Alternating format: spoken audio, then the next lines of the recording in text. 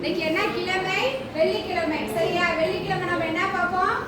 Concept பார்ப்போமா? அந்த கான்செப்ட்ல நம்ம இன்னைக்கு குறுந்திணைகள் பத்தி பார்க்க போறோம். சரியா? அது என்னென்ன திணைகள் அப்படின்னு பார்க்கலாம்.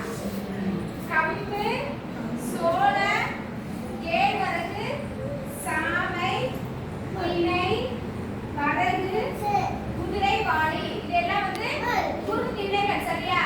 இந்த குறுந்திணைகள் எல்லாம் நம்ம சமைச்சு சாப்பிடறதுனால நம்ம உடம்புக்கு ரொம்ப நல்லது. அதுல இரத்த சோகை போகும், நமக்கு செரிமான சக்தி சீக்கிரம் ஆகும். இந்த குறுந்திணைகள் எல்லாம் சமைச்சு சாப்பிடறதுனால இது நம்ம உடம்புக்கு ரொம்ப நல்லது.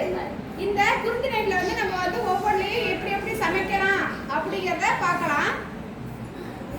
சோளம் ஃபர்ஸ்ட் நம்ம பார்க்க போறது சோளம். சோளத்துல என்னது? பணியாரம். சோளத்தை அவிச்சு சாப்பிடலாம், சோள தோசை ஊற்றி சாப்பிடலாம், இனிப்பு பணியாரம், கார பணியாரம், இந்த மாதிரி வெரைட்டியாக நம்ம செஞ்சு சாப்பிடலாம்.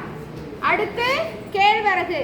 கேழ்வரகுல புட்டு செஞ்சு சாப்பிடலாம், அல்வா, கேழ்வரகு தோசை, கேழ்வரகு கூழ், இந்த மாதிரி நம்ம செஞ்சு சாப்பிடலாம். இது எல்லாமே நமக்கு உடம்புக்கு நல்லது.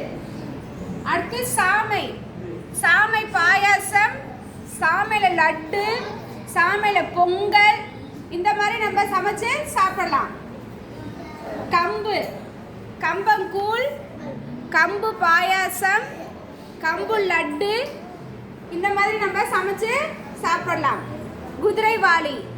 குதிரைவாளி பாயாசம், குதிரைவாளி உப்புமா, குதிரைவாளி பொங்கல், குதிரைவாளி லட்டு, இந்த மாதிரி குதிரைவாளி அரிசிலையும் நம்ம இன்னும் நிறைய செஞ்சு சாப்பிடலாம். இந்த மாதிரியும் செஞ்சு சாப்பிடலாம்.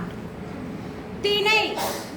திணை லட்டு, திணை பொங்கல். வரகு. வரகு பாயாசம், வரகு பொங்கல், இந்த மாதிரி குறுந்திணைகள் நம்ம சமைச்சு சாப்பிட்றதுனால நம்ம உடம்புக்கு ரொம்ப நல்லது. நம்ம முன்னோர்கள் எல்லாம் இதை தான் சமைச்சு சாப்பிட்டாங்க. அவங்க எல்லாம் உடல் ஆரோக்கியத்தோட ரொம்ப நாள் இருந்தாங்க. அதே மாதிரி நம்மளும் நம்ம உடம்புல நோய் நொடி இல்லாமல் இருக்குன்னா இந்த மாதிரி குறுந்திணைகள் வாங்கி சமைச்சு சாப்பிட்டு நம்மளும் மகிழ்ச்சியாக வாழலாம். நன்றி.